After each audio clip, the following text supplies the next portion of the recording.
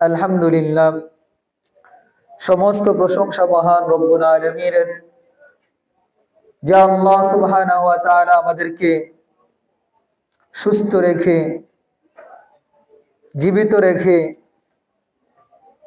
আল্লাহর হুকুম আদায় করার জন্য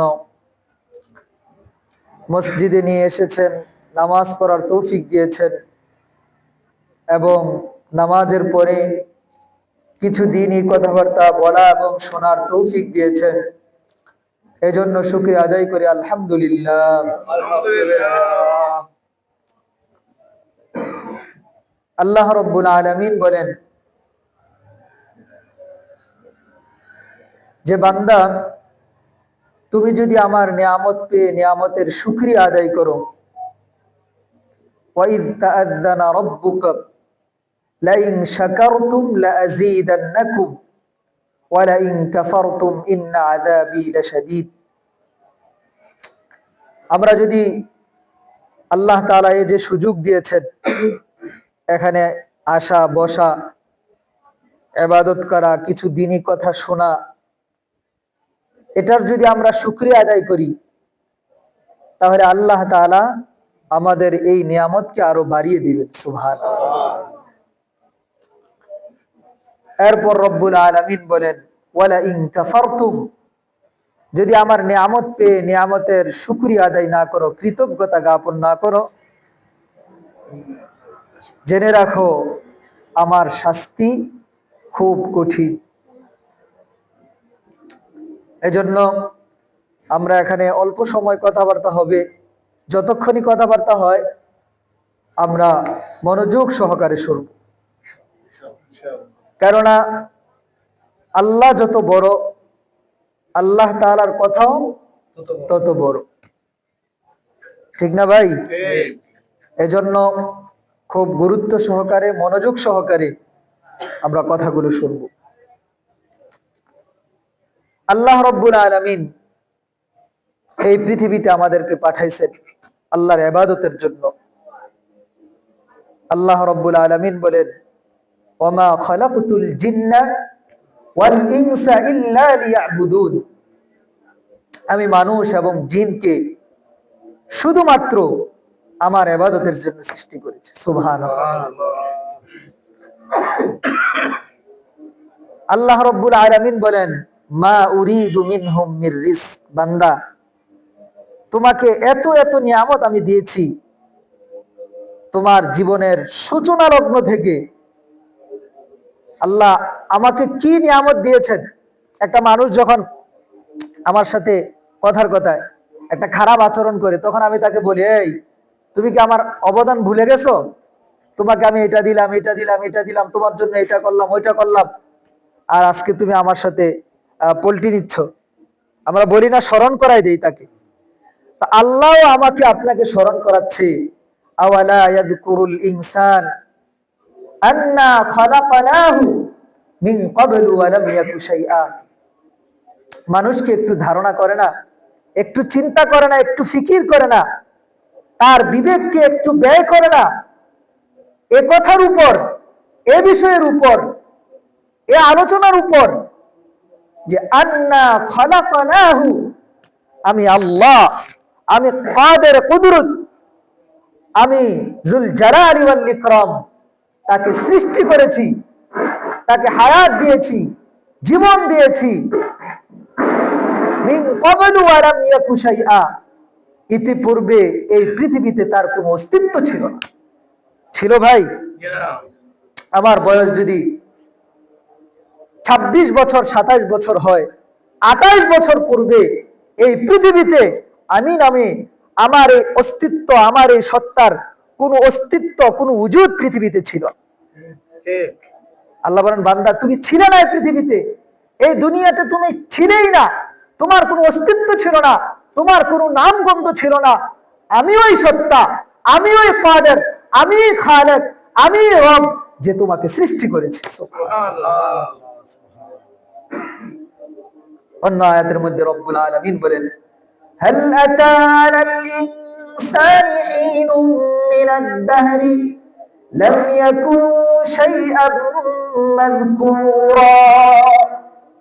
মানুষের উপর কি এমন একটা সময় যায় নাই যে মানুষ উল্লেখযোগ্য কোন বস্তু নিয়ে এসেছিল না? কোথায় থেকে আমি আসলাম? আল্লাহ রাব্বুল আলামিন এটাও আমাকে জানাই দিচ্ছেন। আল্লাহ কোরআনের মধ্যে বলেন, ফালইয়ানজুরিল ইনসানু মিম্মা খুলিক, খুলিকা মিন মাইন দাফিক। হে দুনিয়ার মানুষ, আজকে একটু শক্তি হওয়ার কারণে, একটু পয়সার মালিক হওয়ার কারণে, একটু একটা জায়গা থাকার কারণে, একটা বাড়ি থাকার কারণে তুমি আল্লাহর সাথে নাফরমানি করছো। তুমি কি জানো না? তুমি কি একটু চিন্তা করো না কোথায় থেকে তোমাকে আল্লাহ সৃষ্টি করেছেন? মিম্মা খুলিক, কিভাবে তুমি সৃষ্টি হয়েছো তুমি একটু চিন্তা করো। আল্লাহ আবার জানাচ্ছেন, খুলিকা মিন মাইন দাফিক, একটা তুচ্ছ নাপাক একটা পানি থেকে আল্লাহ আমাকে আপনাকে সমস্ত মানুষকে আল্লাহ সৃষ্টি করেছেন। সুবহানাল্লাহ। সেই পানিটা কোথায় থেকে এসেছে এটাও আল্লাহ বলেছেন। অন্য আয়াতের মধ্যে আল্লাহ রাব্বুল আলামিন বলেন, ওয়ালাকাদ খালাকনাল ইনসান মিন সুলালাতিন মিন তিন। বান্দা, এত তোমার দম্ভ, এত তোমার অহংকার, এত তোমার পাওয়ার, এত তোমার মেজাজ, এত তোমার দাপট, আরে তুমি তো মাটির মৃত্তিকা থেকে, মাটির সার নির্যাস থেকে আমি আল্লাহ তোমাকে বানাইছি। কিভাবে? এই মাটি থেকে গাছ হয়েছে, হয় না? এই যে আমাদের সামনে গাছ আছে, এগুলা কি পানি থেকে হয়েছে না মাটি থেকে হয়েছে? মাটি থেকে হয়েছে। এই মাটির সার নির্যাস থেকে কিভাবে আল্লাহ বানাইছেন? এই মাটি থেকে উৎপন্ন হওয়া ফল, ফসল, ফল মূল, এগুলো আমাদের বাবা মা ভক্ষণ করেছে নির্দিষ্ট প্রক্রিয়ার মাধ্যমে। আল্লাহ বলেন, ইয়াখরুজু মিন বাইনি সুলবি ওয়াত তারাইব, মায়ের বুক থেকে, বাবার পিঠ থেকে নির্দিষ্ট প্রক্রিয়ায় আল্লাহ রাব্বুল আলামিন সেই আপনার আমার জীবনের সার নির্যাসকে আল্লাহ তাআলা কোরআনের মধ্যে বলেন, থুম্মা জাআলনাহু ফি করারিম মাকিন, এই আমার আপনার জীবনের সূত্রকে, সূচনাকে আল্লাহ একটা সংরক্ষিত স্থানে আল্লাহ হেফাজত করেছেন। সুবহানাল্লাহ। কিভাবে হেফাজত করেছেন? সেখানে কোনো জীবাণু, ভাইরাস, কোনো কিছু আল্লাহ পৌঁছতে দিয়েছেন? এভাবে সেই পানি থেকে, সেই দুর্বলতা থেকে আল্লাহ তাআলা আমাদেরকে বানাইছেন। এগুলো আল্লাহ তাআলা কোরআনের মধ্যে কেন আলোচনা করেছেন? এজন্য যাতে এই কোরআন পড়ে আমি আমার সৃষ্টির সূচনাকে জেনে আমি যাতে আল্লাহর দিকে ধাবিত হই, আল্লাহকে যাতে আমি চিনি যে আমার স্রষ্টা একজন আছে, এটা যে আমি অনুধাবন করতে পারি। আল্লাহ কোরআনের মধ্যে বলেন, ওয়াফি আনফুসিকুম আফালা তুবসিরুন। বান্দা, তোমার এই হাত, তোমার এই চোখ, তোমার এই নাক, তোমার এই মুখ, তোমার এই পা, তোমার এই মেধা, এগুলো নিয়ে কি তুমি একটু চিন্তা করো না? এগুলো কি এভাবেই চলছে? আমার শরীরের প্রত্যেকটা অঙ্গ, প্রত্যেকটা কোষ, প্রত্যেকটা হাড়, প্রত্যেকটা অস্থি মজ্জা চলার পিছনে আরহামুর রাহিমিন রব্বুল আলামিনের হুকুম এবং তার কুদরত কাজ করছে। আল্লাহর হুকুমে আমি মনে করছি আমার দাঁতগুলো দিয়ে আমি খাবার চিবিয়ে খাচ্ছি না, এই দাঁতকে আল্লাহ হুকুম করছেন, এজন্য এই দাঁত দিয়ে আমি খাবার খেতে পারছি। কেন? অনেক মানুষের দাঁত আছে, সে চাবাইতে পারে না, অবশ হয়ে গেছে, আছে না? আল্লাহু আকবার। একটু চিন্তা করেন, আল্লাহ বলেন, আলাম নাজআল লাহু আইনাইন। বান্দা, এই দুইটা চোখ কি আমি তোমাকে দেই নাই?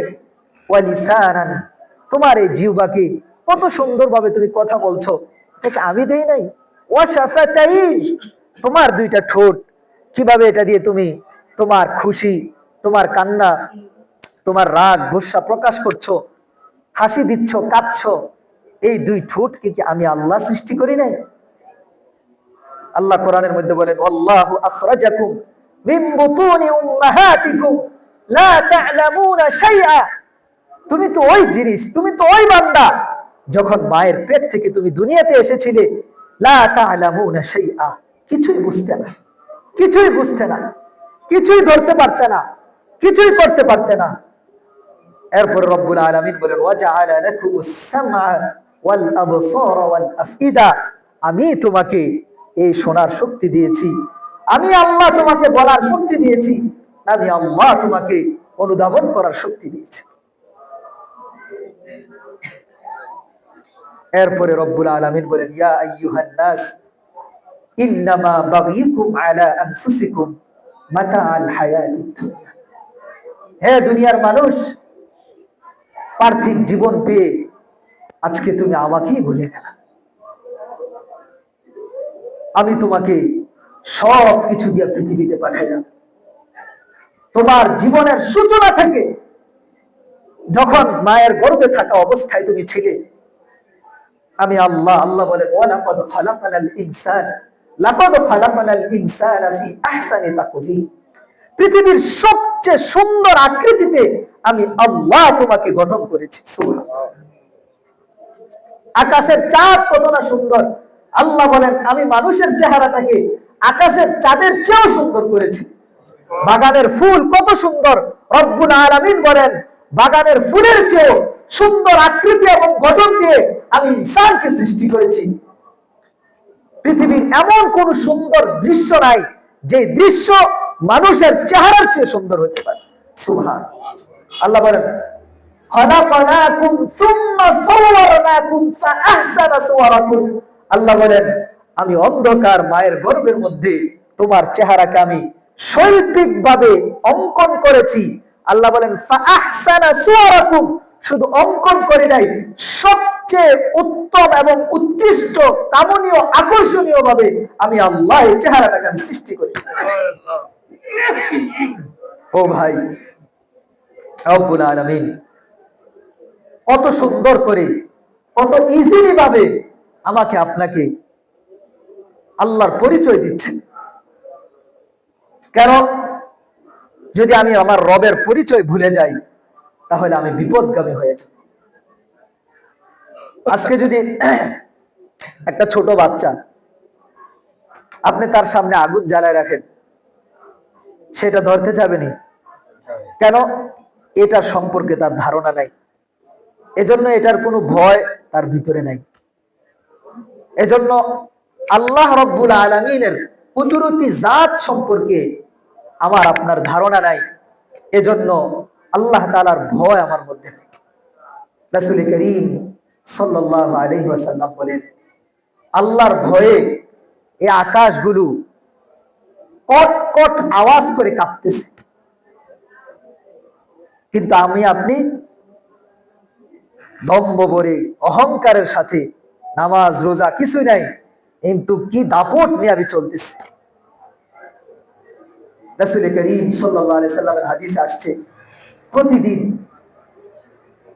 সাগর আল্লাহকে বলে আল্লাহ এই যে আপনার নাফরমান বান্দা হাঁটতেছে, তার ভিতরে আপনার কোনো হুকুম নাই, আপনি আমাকে অনুমতি দেন তাকে আমি পানি দিয়ে ডুবাই দিই।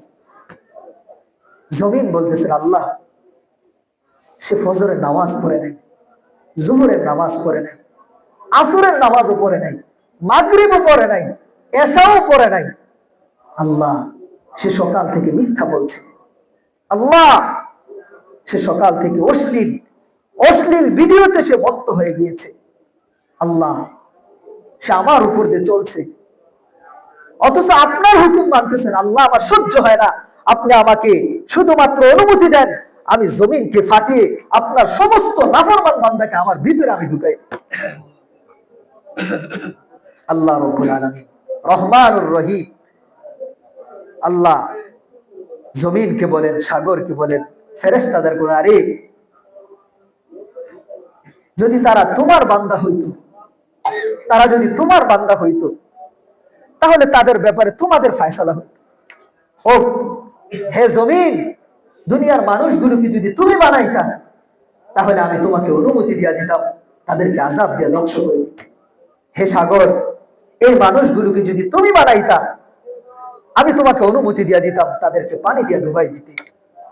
ও আমার ফেরেশতা দল শোনো, এই মানুষগুলোকে যদি তুমি বানাইতা আমি তোমাদেরকে আদেশ দিয়া দিতাম তাদেরকে বিকট আযাব দিয়ে ধ্বংস করে দিতে।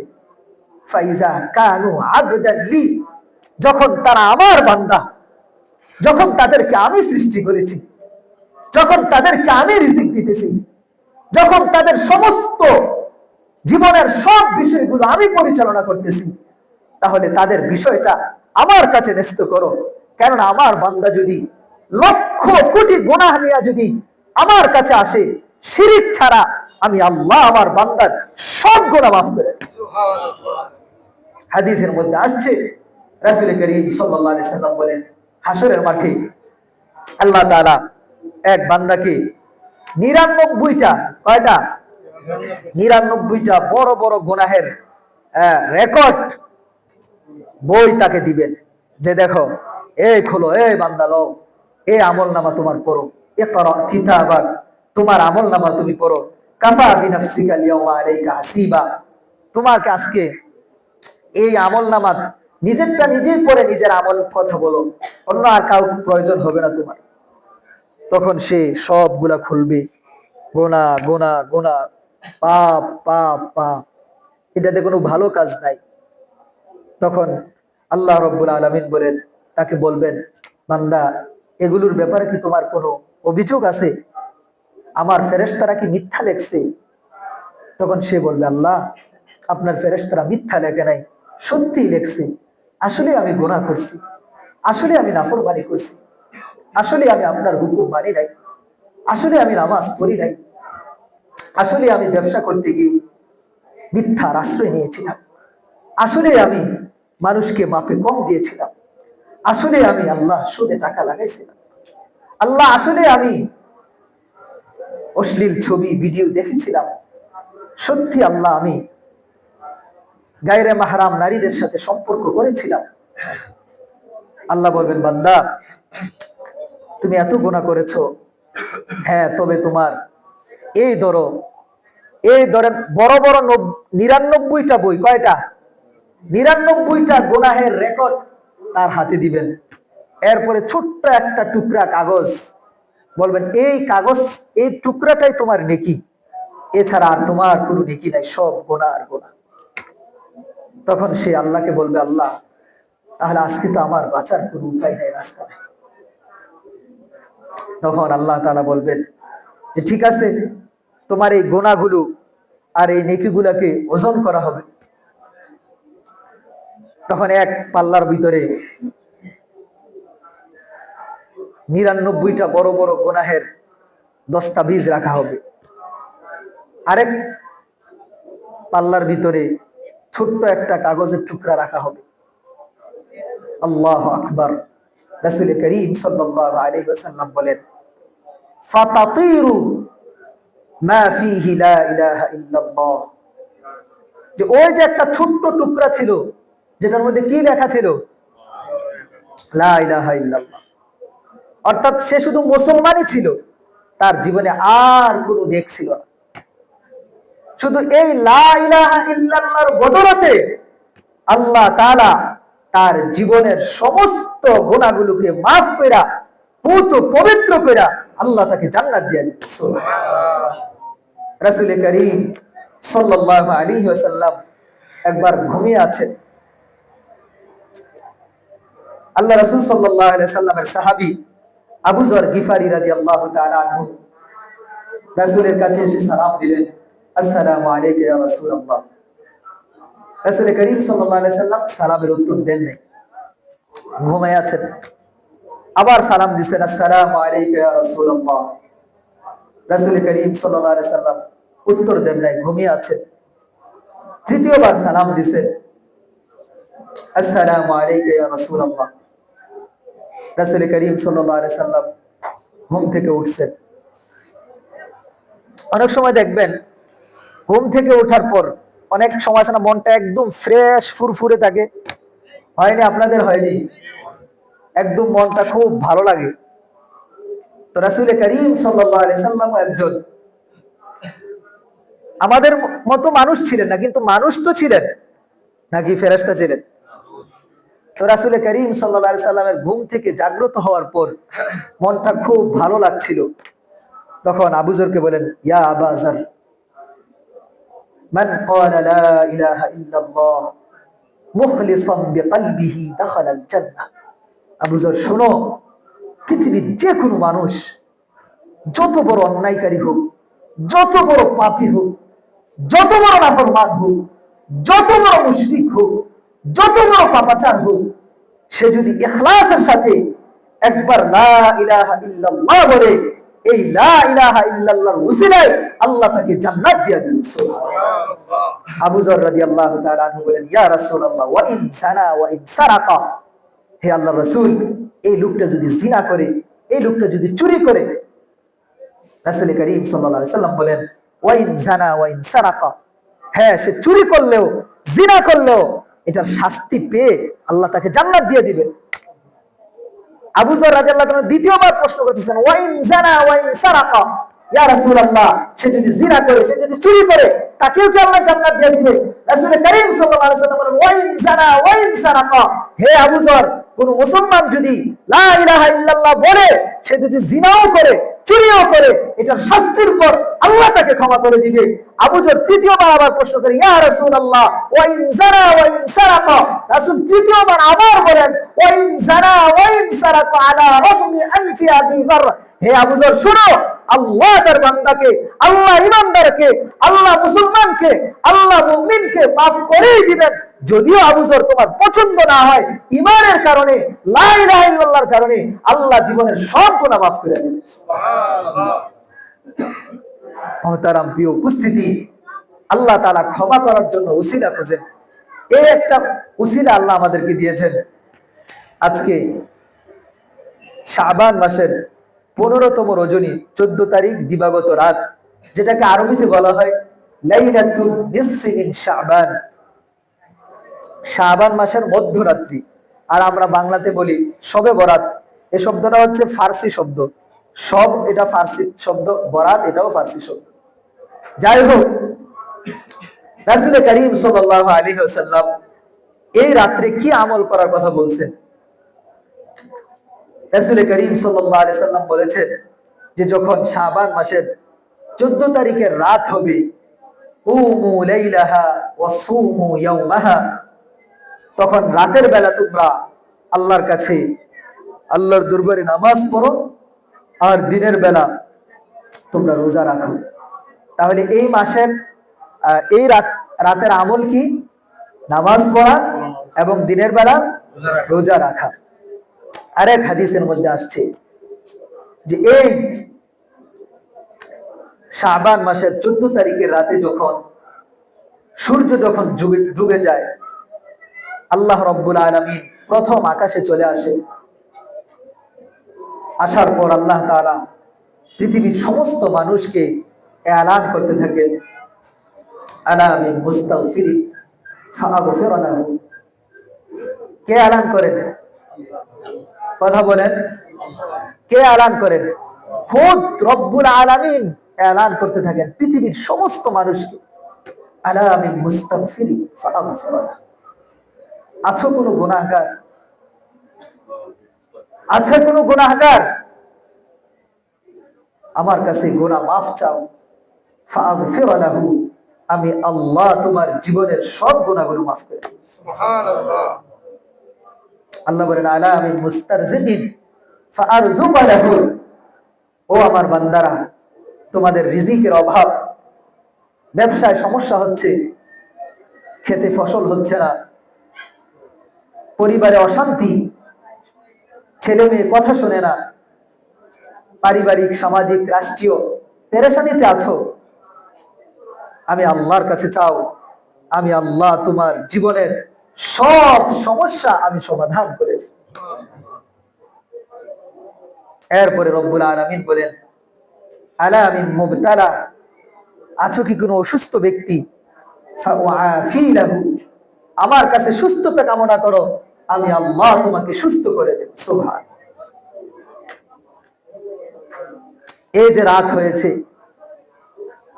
এখন যদি আমরা কিছু দোয়া আজকার করে, জিকির আজকার করে, মোনাজাত করে, একটু কি বলে তাবারুক দিয়া দিল, সবাই বাড়িতে চলে গেলাম, ঘুমায় গেলাম, তাহলে তার ইবাদত হইল না? হইল? আল্লাহু আকবার।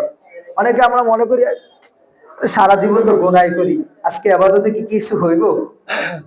হ্যাঁ, রাসূল করিম সাল্লাল্লাহু আলাইহি ওয়াসাল্লাম বলেন, ওয়ালা তাহকিরান্না মিনাল মা'রুফ শাইআ, হে আমার উম্মত, কোন ছোট কোন নেক কাজকে ছোট মনে করো না, কোন নেক কাজকে ছোট মনে করিও না, কোন গুনাহকে তুচ্ছ মনে করিও না। কেননা একটা ছোট্ট গুনাহ আমাকে জাহান্নামে পৌঁছে দেওয়ার জন্য যথেষ্ট, আর একটা ছোট্ট নেক আমল জান্নাত পর্যন্ত পৌঁছে দেওয়ার জন্য যথেষ্ট।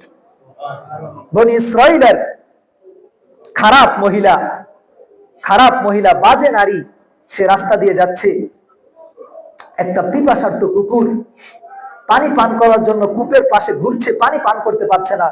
ওই মহিলা তার পায়ের মৌজা খুলে তার ওড়না দিয়ে বেঁধে ওই কূপ থেকে কুকুরের জন্য পানি উঠাইছেন।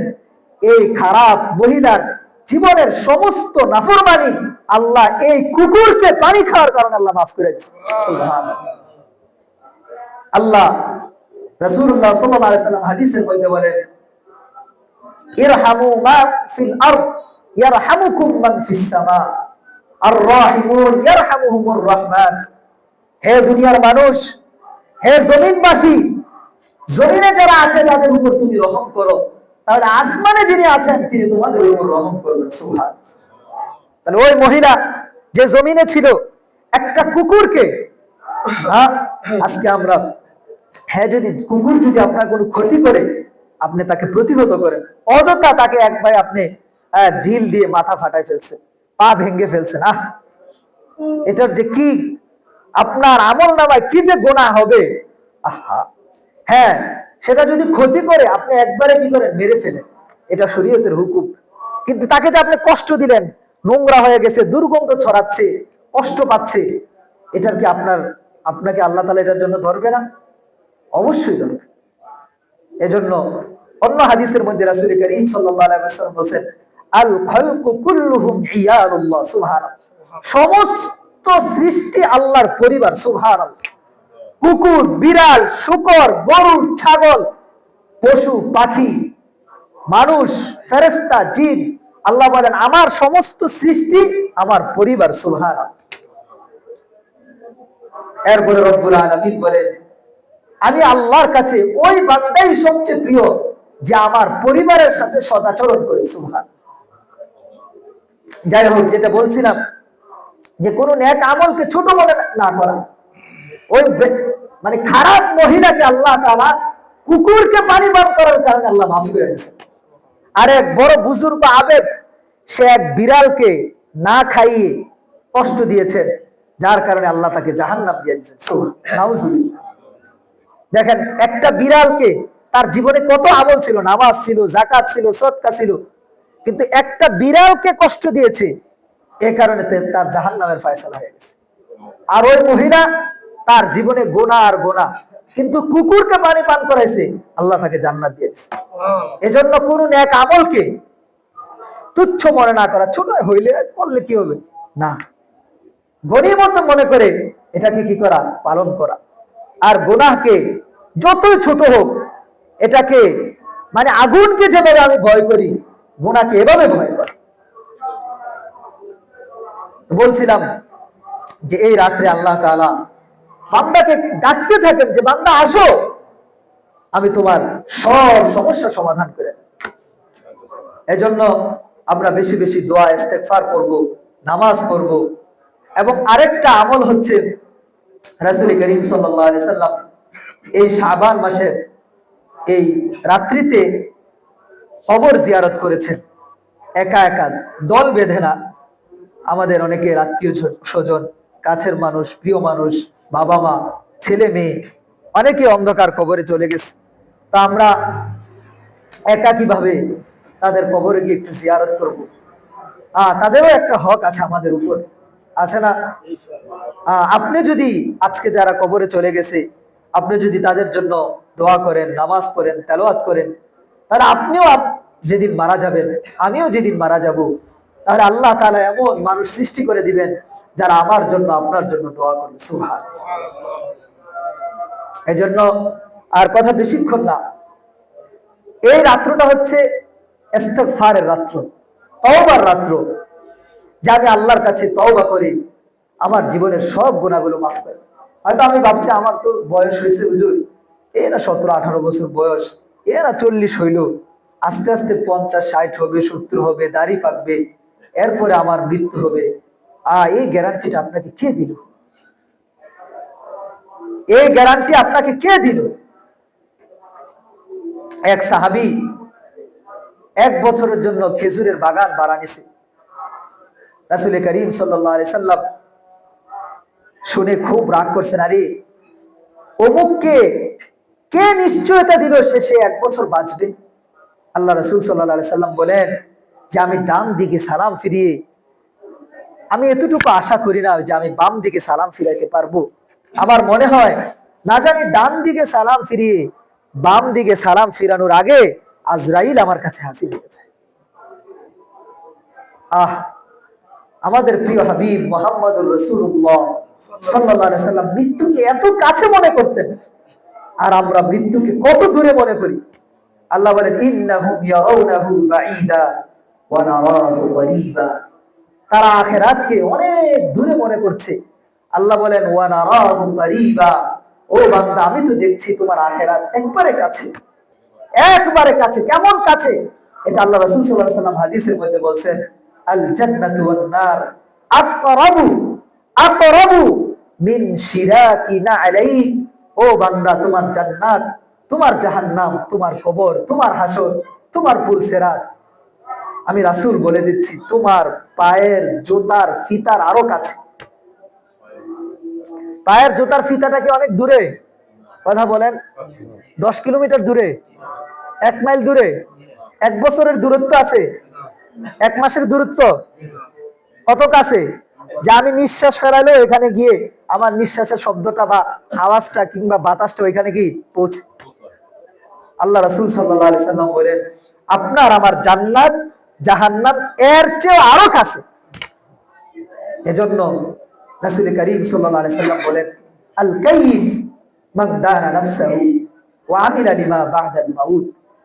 যে সবচেয়ে চালাক ওই ব্যক্তি, সবচেয়ে বুদ্ধিমান ওই ব্যক্তি যে নাকি নিজের এই আত্মা সম্পর্কে পরিচয় লাভ করছে, এটা সম্পর্কে সে সচেতন হয়েছে। সচেতন হয়ে বসে রয়েছে নাকি ঘুমায় রয়েছে? রাসূল করিম সাল্লাল্লাহু আলাইহি সাল্লাম বলেন ওয়া আমিলা লিমা বা'দাল মাউত। সে আমল করেছে মৃত্যু পরবর্তী জীবনের জন্য। দুনিয়ার জন্য বলছেন, মৃত্যু পরবর্তী জীবনের জন্য। কেন? মৃত্যু পরবর্তী জীবনটাই আসল জীবন। আল্লাহ রাসূল সাল্লাল্লাহু আলাইহি সাল্লাম আহজাবের যুদ্ধ, যে যুদ্ধে মক্কার মুশরিকরা, মক্কা থেকে মদিনার দূরত্ব আপনারা যারা গিয়েছেন প্রায় 500 কিলোমিটার। এই 500 কিলোমিটার দূরত্বে শুধু কি কুরাইশরা ছিল না, অনেক কাফের গোত্র ছিল তৎকালীন সময়ে, অনেক গোত্র ছিল। সমস্ত গোত্রের লোকেরা একত্রিত হয়েছে এবং মক্কার মধ্যে মদিনার মধ্যে যারা ইহুদি ছিল তারাও ওদের সাথে মিলেছে। মিলে এবার তারা ইচ্ছা করেছে যে পুরা মদিনাকে তারা ধ্বংস করে দেবে। নাউজুবিল্লাহ। মুসলমানদের কোনো নাম চিহ্ন কেউ উঠাউঠি না করে একটু ধীর স্থির ভাবে বসেন। এই বসো বসো। তারা সকলে একত্রিত হয়েছে যে মদিনাকে ধ্বংস করে দিবে। রাসূল করিম সাল্লাল্লাহু আলাইহি ওয়াসাল্লাম সালমান আল ফারসি রাদিয়াল্লাহু তাআলা আনহু সাহাবীর পরামর্শে পরিখা খনন করেছেন। লম্বা কথা এখন বলার সময় না। যেটা আমার বলতেছিলাম, এই যুদ্ধের পুরা ঘটনা থেকে একটা জিনিস আমাদের শিক্ষা নিয়ে, খুদ রাসূল করিম সাল্লাল্লাহু আলাইহি সাল্লাম ওই যুদ্ধে সাহাবীদের সাথে হাতে কোদাল নিয়ে মাটি কেটেছেন। কে মাটি কাটছেন? কে? আমার আপনার সবচেয়ে প্রিয় মানুষ, পৃথিবীর সবচেয়ে দামি মানুষ, পৃথিবীর সবচেয়ে আল্লাহর কাছে প্রিয় মানুষ, তিনি মাটি কাটতেছেন। একটু কল্পনা করেন না, আপনার রাসূল মাটি কাটতেছে, আমার রাসূল মাটি কাটতেছে। এও কি এরকম নরম মাটি, পাথরে মাটি। এক সাহাবী বলেন, আমরা 10 জন একটা জায়গায় এরকম কোদাল দিয়ে, কুঠার দিয়ে আঘাত করছি, একটা পাথরের কারণে পাথর সরতেছে না, ভাঙতেছে না। আমরা আল্লাহর রাসূলকে বললাম, ইয়া রাসূলুল্লাহ, আমরা তো একটা জায়গা আটকে গেছি, আর সামনে যেতে পারছি না। রাসূল করিম সাল্লাল্লাহু আলাইহি সাল্লাম বললেন, দাও আমার কাছে দাও কুঠারটা। রাসূল করিম সাল্লাল্লাহু আলাইহি সাল্লাম আল্লাহু আকবার বলে বাড়ি দিলেন, যেটা শত শত সাহাবী ভাঙতে পারছেন না যে পাথরকে। সাহাবী বলেন, যখন আল্লাহ রাসূল বাড়ি দিয়েছেন, সাথে সাথে ওই পাথরটা টুকরা টুকরা হয়ে গেছে। সুবহানাল্লাহ। রাসূল করিম সাল্লাল্লাহু আলাইহি সাল্লাম সাহাবীদের সাথে মাটি কাটতেছেন। এক সাহাবী বলছেন, ইয়া রাসূলুল্লাহ, আমরা তো খিদার কষ্টে আছি, খাবারের কিছু নাই। খাবারের কষ্ট নিবারণের জন্য দেখেন পেটের ভিতরে এরকম চাদর সরায়া দেখাইতেছে যে, দেখেন ইয়া রাসূলুল্লাহ, আমরা পাথর বেঁধে রাখছি। রাসূল করিম সাল্লাল্লাহু আলাইহি ওয়াসাল্লাম নিজের চাদরটা উঠায়া দেখালেন যে, আমার সাহাবী, তুমি একটা পাথর বাঁধছো, আর দেখো আমি 3টা পাথর বাঁধছি। এরপরে রাসূল করিম এক ঐতিহাসিক শব্দ কিয়ামত পর্যন্ত সমস্ত মানুষের জন্য উচ্চারণ করলেন, আল্লাহুম্মা লা আইশা ইল্লা আইশুল আখিরাহ, আল্লাহুম্মা লা আইশা ইল্লা আইশুল আখিরাহ, ফারহামিল আনসার ওয়াল মুহাজিরা।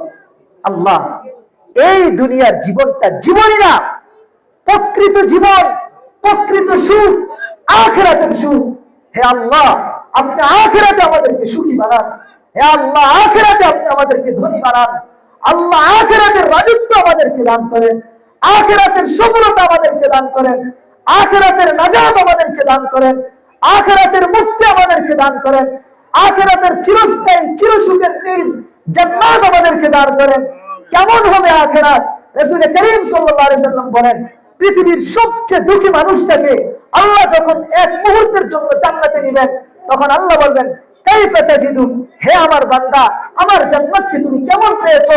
দুনিয়াতে তোমার জীবনে কোনো কষ্ট এসেছিল? দুনিয়াতে তোমার জীবনটা কেমন ছিল? জান্নাতের এক যাররা পরিমাণ সুখের কারণে সে বলবে, খোদার কসম আমার রব, আমি দুনিয়া থাকতে দুঃখ কি জিনিস, কষ্ট কি জিনিস, মুসিবত কি জিনিস আমি কল্পনাও করতে পারি না। সুবহানাল্লাহ। আর যখন পৃথিবীর রাজকুমারকে, রাজপুত্রকে, যার জীবনে কোনো অভাব ছিল না, যার জীবনে কোনো দুঃখ ছিল না, যার জীবনে শুধু ভোগই ছিল, যার জীবনে শুধু আরামই ছিল, যার জীবনে শুধু চুরি ছিল, যার জীবনে শুধুমাত্র ভোগ আর আরামের পণ্যে ভরপুর ছিল, ওই ব্যক্তিকে যখন রব্বুল আলামিন যাররা পরিমাণ, যাররা 1 সেকেন্ড থেকে যদি 1 কোটি বার ভাগ করা যায়, ওই 1 কোটি ভাগের 1 যাররা পরিমাণ সময়ের জন্য যখন তাকে জাহান্নামে নিবে, আল্লাহ বলবেন, ও বান্দা, দুনিয়ার জীবনটা তোমার কেমন ছিল? সে কসম করে বলবে, আল্লাহ, আমি দুনিয়ার জীবনে সুখ কি জিনিস, আরাম কি জিনিস, আনন্দ কি জিনিস আমি জানিই না। এজন্য রাসূল করিম সাল্লাল্লাহু আলাইহি সাল্লাম বলছেন, আল্লাহুম্মা লা আইশা ইল্লা আইশুল আখিরাহ, দুনিয়ার জীবনটা কিছুই না। এজন্য আল্লাহ কোরআনের মধ্যে বলেন, ওয়া ইন্নাদ দারাল আখিরাতা লাহিয়াল হায়াওয়ান, আখিরাতের জীবনটাই জীবন, আখিরাতের জীবনটাই জীবন। দুনিয়ার জীবন কোনো কিনা জীবন না। দুনিয়ার জীবনটা হচ্ছে একটা গাড়ি, বাস, ট্রেনের মতো। ট্রেন, আচ্ছা, ট্রেনকে কি কেউ ঘর মনে করে? বাসকে কেউ ঘর মনে করে? এখানে কি সোফা লাগায়, এসি লাগায়, টাইলস লাগায়? না, এটা আমার ঘর। নাকি এটা একটা গন্তব্যে পৌঁছার একটা কি যানবাহন? ঠিক এই জীবনটা, যেটাতে আমরা কত আর হারি, প্ল্যানের শেষ নাই। আমার আফসোস লাগে, অনেক মুরব্বী হয়ে গেছে, দাড়ি পাইকে গেছে, এখনো দুনিয়া, আরে কি তার নেশা, ওইখানে জায়গা রাখবে, ওইখানে বিল্ডিং করবে, অমুক জায়গা থেকে যাচ্ছে, অমুক ব্যবসা করবে, অমুক জায়গায় ফোন করছে। আরে কি, আপনি কি মরবেন না? কবর কি আপনার নাই? আখিরাত কি আপনার নাই?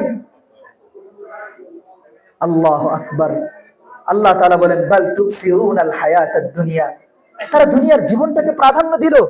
ওয়াল আখিরাতু খায়রু ওয়া আবকা, বাস্তবিক পক্ষে আখিরাতের জীবনটাই জীবন। জান্নাতের মধ্যে, জান্নাত মানে হচ্ছে জান্নাত, এটা হচ্ছে আরবি শব্দ, বাংলা অর্থ হচ্ছে কি বাগান, বাগান বাড়ি। আমাদের এই যে বড় বড় বড় লোকদের বাংলো থাকে না, খামার বাড়ি, এরকম জান্নাত, জান্নাত শব্দ হচ্ছে বাগান, বাগান বাড়ি দিবেন আল্লাহ তাআলা। কেমন? তাজরি মিন তাহতিহাল আনহার, আপনার বাগান বাড়ির প্রাসাদের সাইড দিয়ে স্বচ্ছ নহর থাকবে। কিসের নহর? আল্লাহ বলেন ওয়া আনহারু মিন লাবানিন লাম ইয়াতাগায়্যার তাহমু, বান্দা তোমাকে যে জান্নাত দিব, ওই বাগান বাড়ির পাশ দিয়ে দুধের নহর বয়ে চলবে। সুবহানাল্লাহ।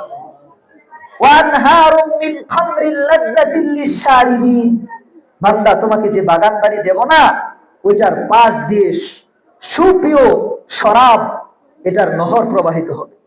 ওয়া আনহারু মিন আসালিন মুসাফফা, ও বান্দা তোমাকে আমি একটু কষ্টের কারণে একটু নফসটাকে দমাও, একটু আমার ইবাদতের উপর ওঠো, গুনাহকে একটু কষ্ট করে ছেড়ে দাও, নাফরমানিকে বর্জন করো, দেখবে তুমি মৃত্যুর সাথে সাথে আমি আল্লাহ তোমাকে জান্নাত দিয়ে দেব। সুবহানাল্লাহ। আল্লাহ বলবেন ওয়া আফরিশুহু মিনাল জান্নাহ, আরে আমার বান্দা তো অনেক কষ্ট করেছিল, আমার বান্দা ফজরের নামাজ পড়েছে, আমার বান্দা মোবাইলের অশ্লীলতা থেকে বিরত থেকেছিল, আমার এ বান্দা আমার জন্য সত্য কথা বলেছিল, আমার এ বান্দা দুনিয়ার হাওয়ার সাথে বাতাসের সাথে তাল মিলাই নাই। ও আমার ফেরেশতারা, আমার বান্দার নিচ থেকে মাটি সরাও, জান্নাতের মখমলের রেশমি কাপড়ের বিছানা আমার বান্দার নিচে বিছায়া দাও। সুবহানাল্লাহ। ওয়ালবিসুহু মিনাল জান্নাহ, আমার বান্দার শরীর থেকে এই সামান্য সাদা কাপড়, কয় টাকা দাম আর এটা, সরাও সরাও, আমার বান্দাকে জান্নাতের পোশাক পরায়া দাও। সুবহানাল্লাহ। ওয়াফতাহু লাহু বাবান ইলাল জান্নাহ, ও আমার ফেরেশতারা, আমার বান্দা এখানে কষ্ট করবে, হতেই পারে না, সে হয়তো ওয়াহিদপুরের কবরস্থানে শুয়েছে, হয়তোবা সেই এই এলাকার নাম কি আব্দুল্লাহপুরের কবরস্থানে শুয়েছে, সে কবরস্থানে থাকবে না। ও আমার ফেরেশতারা, আমার বান্দার সাথে জান্নাতের কানেক্ট করে দাও, আমার বান্দা জান্নাতের আলো, জান্নাতের দৃশ্য দেখতে থাকবে। এরপরে রব্বুল আলামিন আপনাকে আপনাকে আপনাকে বলবেন, আপনি না নামাজ পড়েছিলেন, আপনি না তেলাওয়াত করেছিলেন, আপনি না সদকা দিয়েছিলেন, আপনি না যাকাত আদায় করেছিলেন, আপনি না পর্দা মেইনটেইন করে জীবন যাপন করেছিলেন, রব্বুল আলামিন আপনাকে বলবেন নিম কানাউমাতিল আরুস, বান্দা ঘুমাও নবদুলহানের মতো। সুবহানাল্লাহ। যারা বিয়ে করেছেন হয়তো সে এটা বুঝতে পারবেন যে নতুন স্ত্রীর সাথে আপনার জীবনের প্রথম সাক্ষাতের পর আপনি যেমন আরামে ঘুমান, এটাই হচ্ছে পৃথিবীর সবচেয়ে সুখের ঘুম। বৈজ্ঞানিকদের বিশ্লেষণ অনুযায়ী, পৃথিবীর সমস্ত সায়েন্টিস্টদের বিশ্লেষণ অনুযায়ী, পৃথিবীর একটা মানুষের সবচেয়ে সুখের ঘুম কোন দিন হয়? যখন তার বিয়ে হয়, স্ত্রীর সাথে সাক্ষাৎ হয়, এরপরে যখন সে ঘুমায়, এটা হচ্ছে তার জীবনের সবচেয়ে সুখের ঘুম। আপনি যখন আখিরাতের সফর শুরু করবেন, কিসের সফর? আখিরাতের সফর। আল্লাহ তাআলা আপনার আখিরাতের সফরের প্রথম দিনই পৃথিবীর সবচেয়ে সুখের যে সময়টা ছিল, এটা আপনাকে দিয়ে দিবেন। সুবহানাল্লাহ। আল্লাহ রাব্বুল আলামিন বলেন নিম কারাউমাতিল আরুস, ও বান্দা দুনিয়াতে অনেক কষ্ট করেছো, নবদুলহানের মতো তুমি ঘুমিয়ে যাও। সুবহানাল্লাহ। এরপরে হাসরের মাঠে যখন ডাক দেওয়া হবে যে ওঠো, তখন সে বলবে ইয়া ওয়াইলানা মান বাআসানা মিন মারকাদিনা হাযা। সূরা ইয়াসিনের মধ্যে আল্লাহ বলছেন, আপনার জীবনের দুনিয়া আখিরাতের সমস্ত পাঠ আল্লাহ কোরআনে বলছেন। আমি আর আপনি কোরআন পড়ি না, জানি না, বুঝি না। যখন সিংহায় ফুঁক দেওয়া হবে, তখন জান্নাতি মানুষটা বলবে ইয়া ওয়াইলানা, আমরা বলি না ঘুম থেকে ডাক দিলা, হা কি করলা তুমি, আরামের ঘুমটা নষ্ট করে দিল। তখন ওই জান্নাতি মানুষটা বলবে আহা কি হলো, এত সুখের ঘুমটা নষ্ট করে দিল। এরপরে সে কবরের থেকে এরকম মাটি ঝেড়ে উঠবে, ওঠার পর সে দেখবে চারে হাসরের মাঠ কায়েম হয়ে গেছে, ওই তি ফুলসেরা, ওই তি মিজান, ওই দি জান্নাত, ওই তো জাহান্নাম। এরপরে সে বলবে হাদা হাদা মা ওয়াদার রহমান, আরে এগুলোই তো সেটা, এইটাই তো সেই দিবস যে দিবসের ব্যাপারে আল্লাহ তাআলা ওয়াদা করেছেন, ওয়াসাদাকাল মুরসালুন, সেদিন সে বলবে আরে সত্যি নবী রাসূলরা, আলেম ওলামারা, খতিবরা সত্যি বলেছিল। কিন্তু সেদিন যদি আফসোস করি আমি, কাজে আসবে? কাজে আসবে না।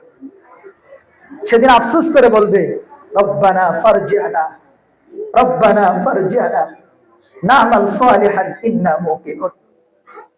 আল্লাহ, আজকে তো দেখলাম, আমাকে আরেকটু দুনিয়াতে ফিরাই দেন, আমাকে আব্দুল্লাহপুর ওয়াহেদপুর আবার পাঠান।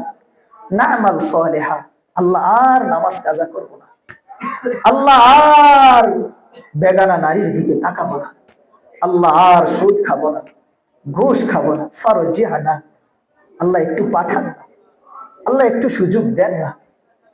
আল্লাহ বলবেন আওয়ালাম নুআম্মিরকুম, বান্দা অনেক লম্বা সুযোগ দিয়েছে না, 40 বছর, 50 বছর, 70 বছর, 60 বছর। মা ইয়াতাযাক্কারু ফীহি, চাইলেও ওই সময়টাতে ভালো হয়ে যেতে পারতাম। ও ভাই, এই সময়টা আমার আপনার চলছে। আমি জানি না আমার কখন মৃত্যু আসবে, আমি জানি না কখন আমার শরীরে সাদা কাপড় চলে আসবে, আমি জানি না কোন দিন আমার বাড়ির সামনে মসজিদের খাটিয়া চলে আসবে। ওমর ইবনুল খাত্তাব রাদিয়াল্লাহু তাআলা আনহু বলেন, কুল্লা ইয়াউমিন ইউকালু মাতা ফুলান মাতা ফুলান ওয়া ইয়াউমুন ইউকালু মাতা উমর। প্রত্যেক দিন মসজিদের সকালবেলায় এলান হয় না? প্রায় দিন আপনারা শোনেননি? সকালবেলা ফজরের নামাজের সময় শোনা যায়নি ইন্না লিল্লাহি ওয়া ইন্না ইলাইহি রাজিউন? এলান শোনা যায়? হ্যাঁ, একদিন এলান হবে, আমিও নাই, আপনিও নাই। সেই দিনটার জন্য কি প্রস্তুতি নিচ্ছি আমরা? সেই দিনের জন্য আমার কি সামান গুছানো আছে? আল্লাহ বলছেন ওয়াতাজাওয়াদু, ও বান্দা সামানা তৈরি করো। বিদেশে যাওয়ার আগে কোম্পানি যায়, দেরিতে যায়, কি লাগবে না লাগবে, কষ্টি বানে, কার্টুন কিনে, ট্রলি কিনে বিদেশে যাবে। আর আমি যে মারা যাব, আমার কি সামান, আমার কি এটার জন্য আমার কি পদক্ষেপ, আমার কি তৈরি? এজন্য ভাই ও দুস্থ বুজুর্গ, বলছিলাম খুব সংক্ষিপ্ত হায়াত, আমরা জীবনে যা করছি না করছি, তাওবা করে আজকের এই পবিত্র রাত্রে এই আল্লাহ তাআলার পক্ষ থেকে অবকাশে আমি তাওবা করি। আমার তাওবায় আমার জীবনের সব গুণ আল্লাহ মাফ করে। আল্লাহ বলেন কুল ইয়া ইবাদিয়াল্লাযীনা আসরাফু আলা আনফুসিহিম লা তাকনাতু মির রাহমাতিল্লাহ। হে নবী, আপনি আমার বান্দাদেরকে বলেন, পৃথিবীর সবচেয়ে গুনাহগার মানুষ যে, তাকে আল্লাহ কি বলছেন? আমার বান্দা। কি সুন্দর সম্বোধন! আল্লাহ তাআলা আল্লাহ রাসূলকে বলছেন, হে নবী, আপনি আমার বান্দাদেরকে বলেন, যারা গুনাহ করে ফেলছে, যারা অন্যায় করে ফেলছে, তাদেরকে আপনি শোনায় দেন যে লা তাকনাতু মির রাহমাতিল্লাহ, তোমরা আল্লাহর রহমত থেকে নৈরাশ হও না, আল্লাহর রহমত থেকে নৈরাশ হও না। ইন্নাল্লাহা ইয়াগফিরুয যুনুবা জামিআ, যে আল্লাহর কাছে ক্ষমা চাইবে, ইস্তিগফার করবে, তাওবা করবে, আল্লাহ তার জীবনের সব গুনাহ মাফ করে দিবে। সুবহানাল্লাহ। কেন? আল্লাহ বলেন ইন্নাহু হুয়াল গফুরুর রহিম, নিশ্চয় রব্বুল আলামিন গফুরুর রহিম, দয়াময়, ক্ষমাশীল। আল্লাহ তাআলা সব গুনাহ ক্ষমা করে দিবেন। রাসূল করিম সাল্লাল্লাহু আলাইহি সাল্লাম বলেন ইন্নাল্লাহা ইয়াবসুতু ইয়াদাহু বিল-লাইলি লিয়াতুবা মুসিউন নাহার। যখন রাত হয়ে যায়, সূর্য ডুবে যায়, প্রতিদিন, এটা শুধু শবে বরাতে না, এটা শুধু শবে কদরে না, এটা শুধু রমজান মাসে না, বছরের প্রত্যেকটা রাত্রে, বছরের প্রত্যেকটা রাত্রে যখন সূর্য ডুবে যায়, রব্বুল আলামিন ইয়াবসুতু ইয়াদাহু, তার কুদরতি দুই হাতকে এভাবে প্রসারিত করে বলেন, ও আমার বান্দা, তুমি দিনে গুনাহ করছো না? আসো, রাত হয়েছে তো, গুনাহ বন্ধ করো, আসো আমার কাছে, তোমার দিনের গুনাহগুলোকে আমি মাফ করে দিই। সুবহানাল্লাহ। ওয়ায়াবসুতু ইয়াদাহু বিন-নাহার, রাত শেষ হয়ে গেছে, সূর্য উঠে গেছে, আল্লাহ আবার হাত মেলালেন। আল্লাহু আকবার, আল্লাহু আকবার। আল্লাহ আবার তার কুদরতি দুই হাতকে, সহিহ হাদিস, আল্লাহর রাসূলের কথা, আল্লাহর রাসূল বলেন, আমার রব, আপনার রব, আমার স্রষ্টা, আপনার স্রষ্টা, সূর্য উঠলে আবার দুইটা হাত মেলাবে। লিয়াতুবা মুসিউল লাইল, রাত্রে মোবাইলে খারাপ ছবি দেখছিলাম, রাত্রে বেগানা নারীর সাথে কথা বলছি না, বান্দা আসো, তাওবা করো, তাওবা করো, মাফ চাও, ক্ষমা চাও, আমি তোমার সব গুনাহ ক্ষমা করে দেব। এরপরেও যদি আমি ক্ষমা না নিতে পারি, তাহলে আমার কপাল পুরা, আমার মন্দ কপাল। এরপরেও যদি আমি আমার জীবনের গোনা না মাফ করাইতে পারি। অন্য হাদিসের মধ্যে রাসূল করিম সাল্লাল্লাহু আলাইহি সাল্লাম বলেন, ইয়া ইবনা আদম ইন্নাকা মা দাউতানি ওয়া রাজাউতানি গফারতু লাকা আলা মা কানা ফীকা ওয়া লা উবালি। বান্দা, যতক্ষণ আমাকে ডাকবা, যতক্ষণ আমার কাছে আসবা, আমার কাছে নিজেকে আত্মসমর্পণ করবা, বান্দা তোমার যত গুনাহ হোক আমি মাফ করে দিব। সুবহানাল্লাহ। আল্লাহ এরপর আবার বলেন, ইয়া ইবনা আদম, হে আদমের সন্তান, লাউ বালাগাত দুনুবুকা আনানাস সামা, তাকাও আকাশের দিকে, ওই যে দেখো আকাশের মেঘমালা আছে, তুমি গুনাহ করতে করতে করতে করতে তোমার গুনাহ আকাশের মেঘ পর্যন্ত পৌঁছে গেছে, আকাশ পর্যন্ত পৌঁছে গেছে তোমার গুনাহ। সুম্মাস্তাগফারতানি, অতঃপর আমার কাছে আয়েশা বলে বল, আল্লাহ আমি ভুল করে ফেলছি, আল্লাহ আমি গুনাহ করে ফেলছি, আল্লাহ আমি অন্যায় করে ফেলছি, আল্লাহ আমি পাপ করে ফেলছি, আপনি আমারে মাফ করে দেন। আল্লাহ বলেন, গফারতু লাকা, হাত উঠাইবা, মাফ চাইবা, আমি আল্লাহ মাফ করে দিব, আমি পৃথিবীর কোনো কিছুর পরোয়া করি না। সুবহানাল্লাহ। এরপরে রব্বুল আলামিন বলেন, ইয়া ইবনা আদম লাউ আতাইতানি বিকুরাবিল আরদি খাতায়া, বান্দা তোমার মরণ হয়েছে, মৃত্যু হয়ে গেছে, তুমি মারা গেছো, আর পুরা জমিন ভরা গুনাহ নিয়ে আসছো তুমি আমার কাছে। কি ভরা গুনাহ নিয়ে ভাই?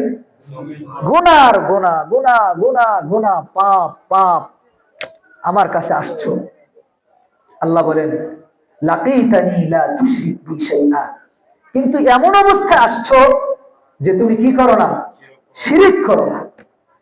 আল্লাহ বলেন, গফারতু লাকা, বান্দা তোমার শিরিক না থাকার কারণে, তুমি ঈমানদার হওয়ার কারণে আমি আল্লাহ আমি আল্লাহ, আল্লাহ বলেন, আতাইতুহা বিকুরাবিহা মাগফিরাতান, তোমার গুনাহ পুরা জমিন ভরা গুনাহ, আমি জমিন ভরা রহমত নিয়া তুমি বান্দার সাথে আমি আল্লাহ হাজির হব। সুবহানাল্লাহ। হাদিসে কুদসির মধ্যে আছে, আবদুন মুযনিবুন ওয়া রাব্বুন গফুর, বান্দা তো গুনাহই করবে আর রব তো ক্ষমাকারী। সুবহানাল্লাহ। আল্লাহর আরশের মধ্যে লেখা আছে, ইন্না রাহমাতি সাবাকাত মিন গযবি, নিশ্চয় আমার রহমত আমার গোসার উপর প্রভাব বিস্তার করে। ও ভাই, এত রহমত আল্লাহ রাব্বুল আলামিনের, এত ক্ষমা, যদি আমি না নিতে পারি তাহলে আমার কপাল পোড়া। যদি জিয়াফতে গেলাম, খাবার না খেয়ে যদি খিদা নিয়ে আসলাম, তাহলে আমারই কি কপাল বন্ধ।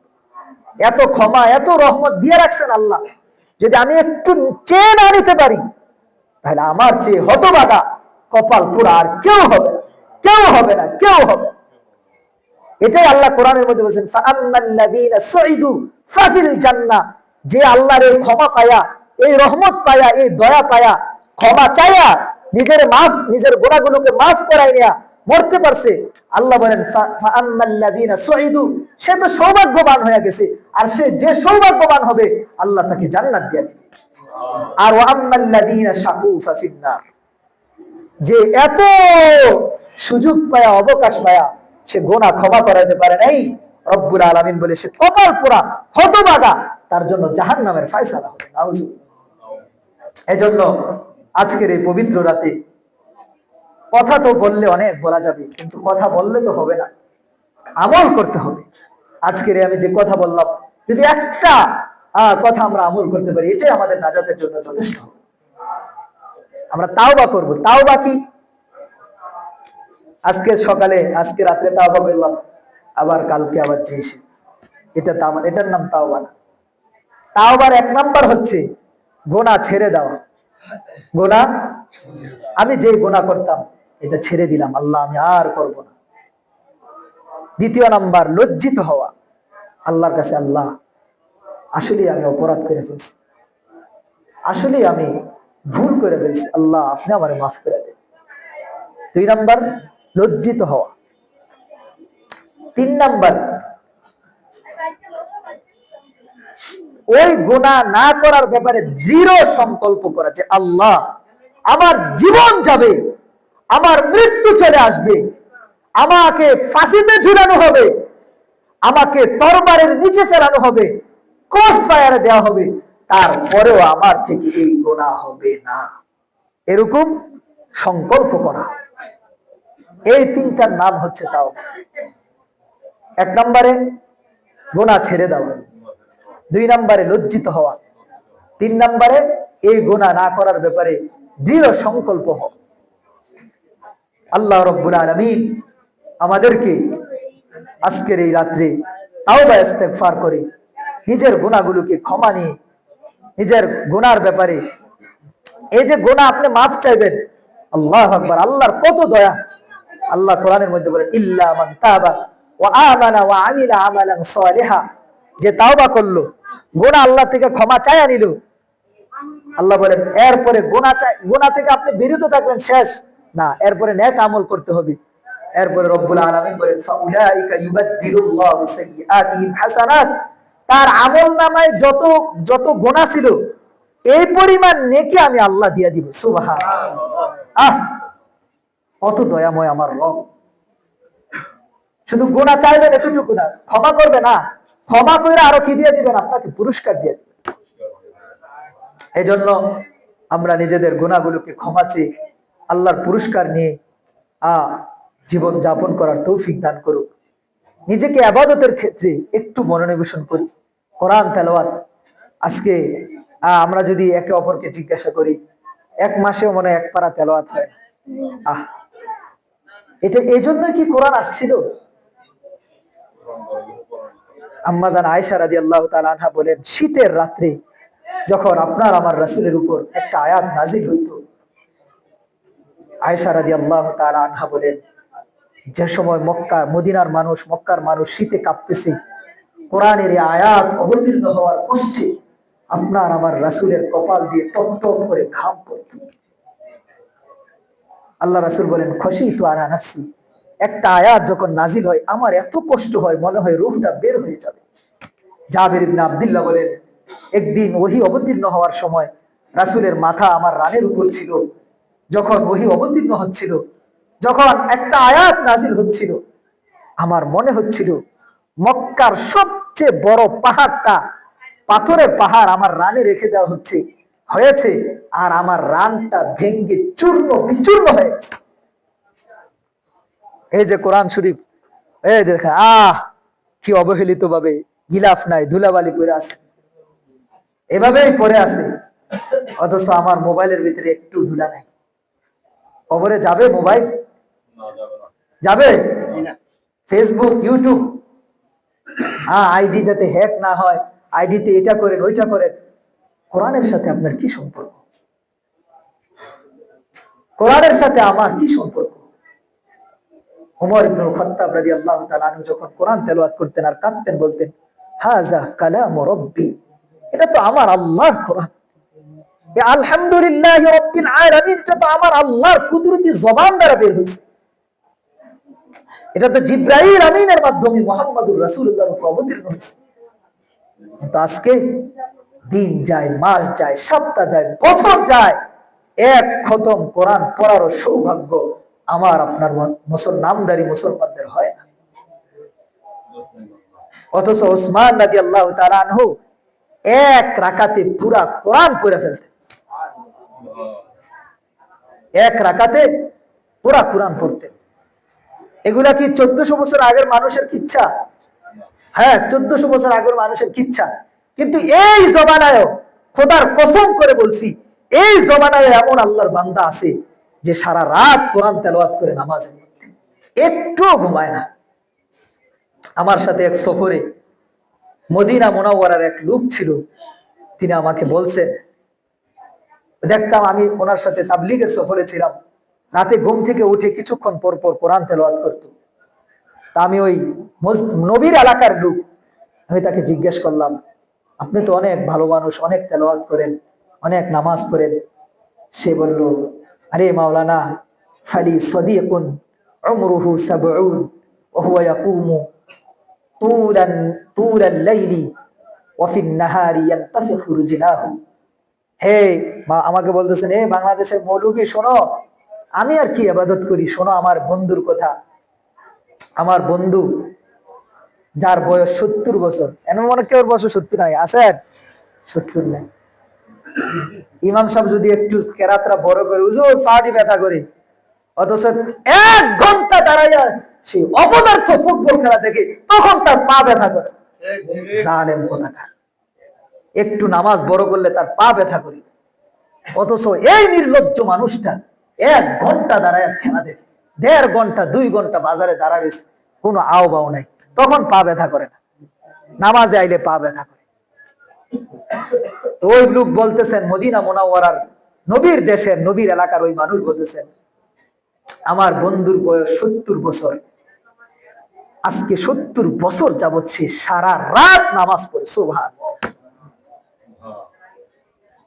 এখনের মানুষ, এই জমানার মানুষের কথা বলতেছি, 1400 বছর আগের লোক না, কি করে সারা রাত সে নামাজ পড়ে।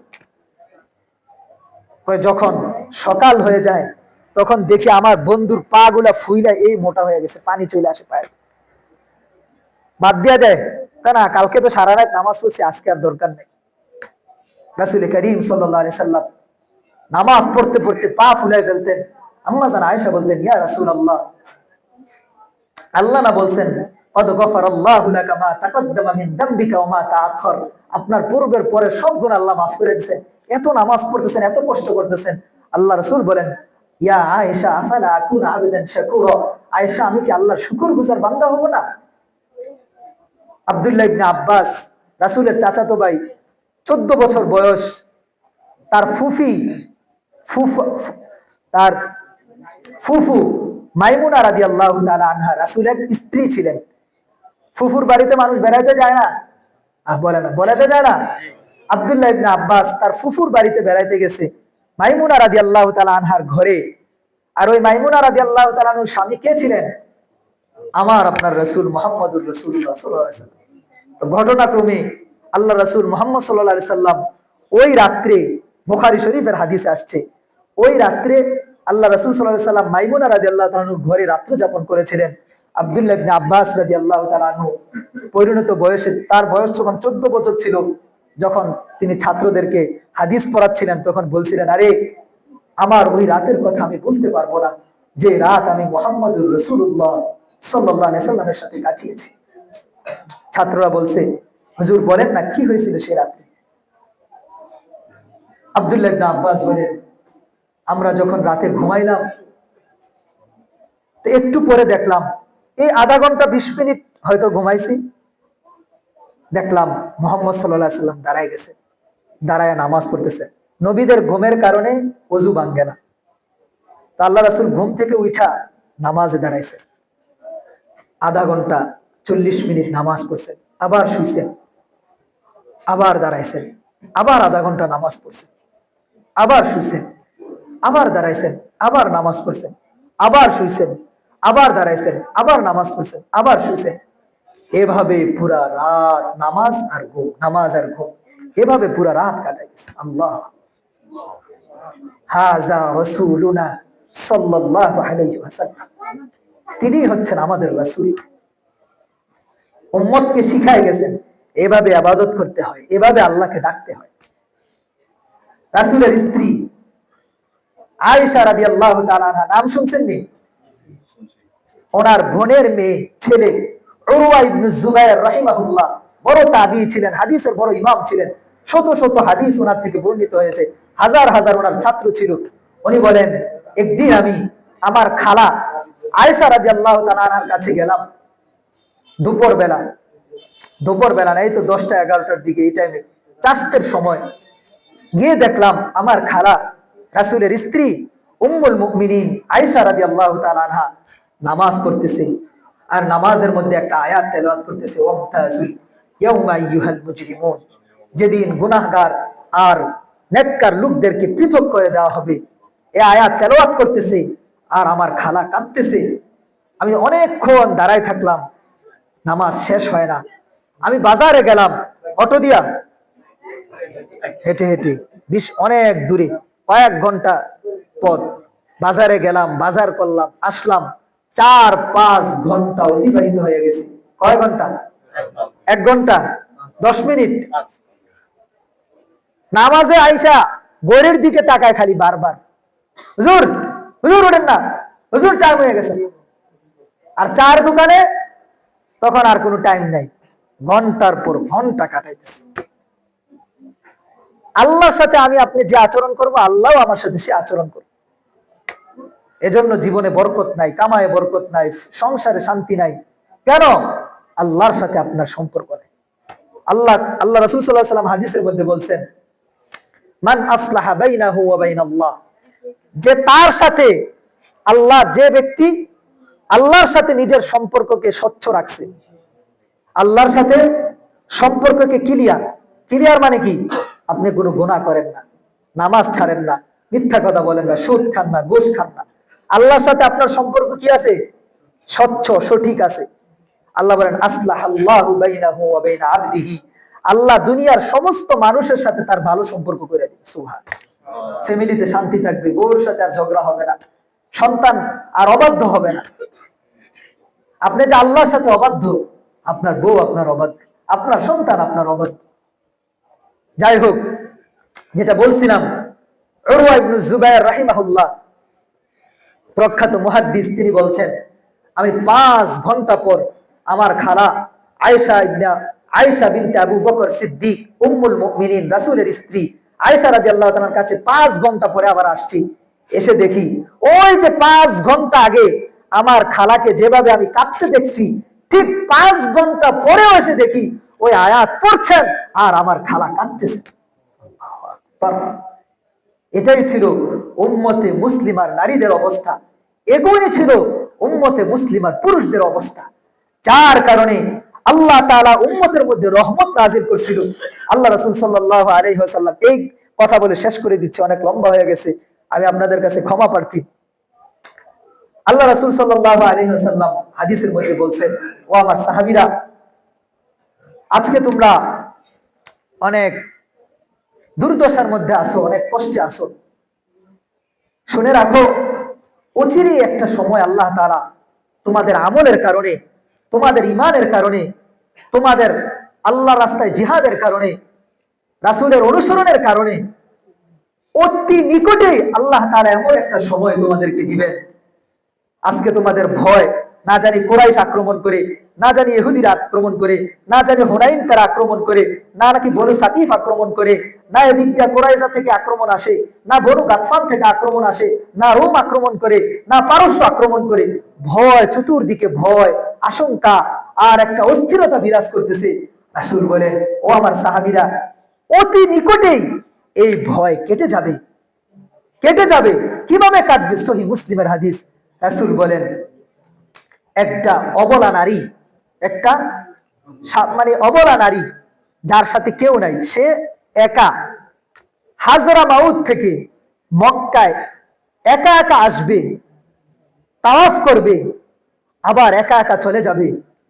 এই দীর্ঘ 3000 কিলোমিটার রাস্তায় আপ ডাউন, 6000 কিলোমিটার রাস্তার মধ্যে একটা মানুষও ওই নারীকে উত্ত্যক্ত করবে না, ইফতিজিং করবে না, তার দিকে খারাপ দৃষ্টিতে তাকাবেও না। সুবহানাল্লাহ। আচ্ছা, এই নিরাপত্তা সুসংবাদ রাসূল করিম সাল্লাল্লাহু আলাইহি ওয়াসাল্লাম কেন দিলেন? সিসিটিভি ছিল, স্পেশাল ফোর্স ছিল, স্যাটেলাইট ছিল, ড্রোন ছিল, হেলিকপ্টার ছিল, বিমান ছিল। কেন? রাসূল করিম সাল্লাল্লাহু আলাইহি সাল্লাম এই কথা বলতে পারছেন সাহাবীদের দ্বীনের অবস্থার কারণে, তাকওয়ার কারণে। অর্থাৎ আল্লাহ তাআলা রাসূলের এই মেহনতের কারণে মাত্র 10 বছরের ভিতরে পুরা জাজিরাতুল আরব, যারা ছিল পৃথিবীর সবচেয়ে দস্যু, যারা ছিল পৃথিবীর সবচেয়ে বিপজ্জনক লোক, আর রাসূল করিম সাল্লাল্লাহু আলাইহি সাল্লাম যে এলাকার কথা বলছেন, 3000 কিলোমিটার একটা নারী আপ ডাউন করবে, 6000 কিলোমিটার, তার দিকে কেউ খারাপ দৃষ্টিতেও তাকাবে না। ওই হাজরা মাউত থেকে মক্কা মুকাররমাটা ছিল সবচেয়ে পৃথিবীর সবচেয়ে অনিরাপদ রাস্তা। রাসূল করিম সাল্লাল্লাহু আলাইহি সাল্লাম মাত্র 10 বছরের মেহনতে পৃথিবীর সবচেয়ে অনিরাপদ রাস্তাকে পৃথিবীর সবচেয়ে নিরাপদ রাস্তায় রূপান্তরিত করতে পেরেছিলেন মানুষের ঈমান আর আমলের ভিতরে পরিবর্তন সাধনের মাধ্যমে। অন্য কিছু না, অস্ত্র না, কোন ধরনের নিরাপত্তা বাহিনীর মাধ্যমে না, ঈমান আর আমলের মধ্যে যখন মেহনত হয়েছে তখন পুরা পৃথিবীর রং পরিবর্তন হয়ে গেছে। যে হাদিস বর্ণনা করেছেন এই সাহাবী আদি ইবনে হাতেম রাদিয়াল্লাহু তাআলা আনহু, যিনি বলছেন আল্লাহ রাসূল বলেছিলেন যে অচিরে একটা সময় আসবে হাজরামাউত থেকে মক্কা একটা মহিলা তাওয়াফ করে আবার চলে যাবে, রাস্তায় তার কোনো সমস্যা হবে না। আদি ইবনে হাতেম বলেন, খোদার কসম আমি ওই মহিলাকে দেখছি।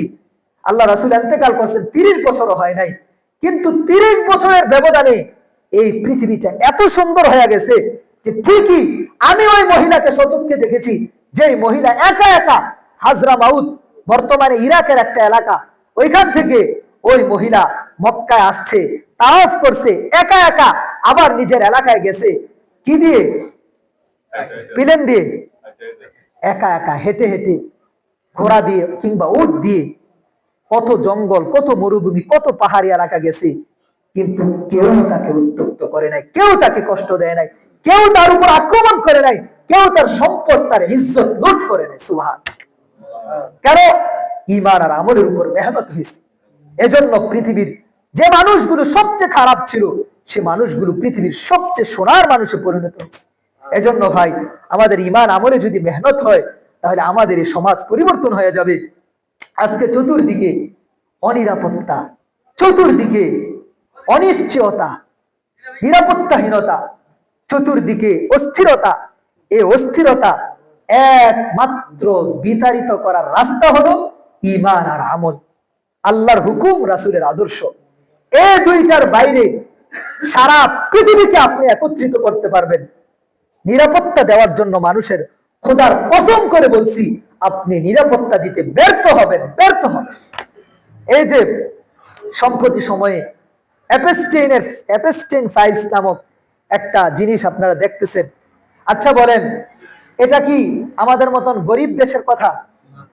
যে দেশ পৃথিবীর সবচেয়ে নিরাপত্তা বলয়ে বেষ্টিত, যে দেশের নিরাপত্তা ব্যবস্থা পৃথিবীর সবচেয়ে অগ্রগামী, অর্থাৎ যাদের নিরাপত্তা ব্যবস্থা 2070 পর্যন্ত আগায় গেছে, ধরে আজ এখন থেকে আরো 50 বছরের সামনে যাদের নিরাপত্তা ব্যবস্থা 1 ইঞ্চি পরিমাণও ফাঁকা নাই, তাদের যে আচরণ আজকে পৃথিবীর মানুষ দেখছে, আইয়ামে জাহিলিয়াতকে এটা পিছনে ফেলেছে।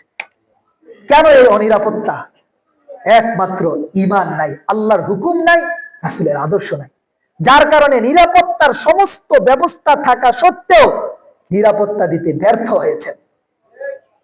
আর আপনি আমাদের মতন এই দেশগুলোতে তাকান, মুসলিম কান্ট্রি গুলাতে তাকান, তাদের মধ্যে নিরাপত্তা ব্যবস্থা নাই, কিন্তু অপরাধ তাদের চেয়ে অনেক কম আমাদের দেশগুলো। কেন?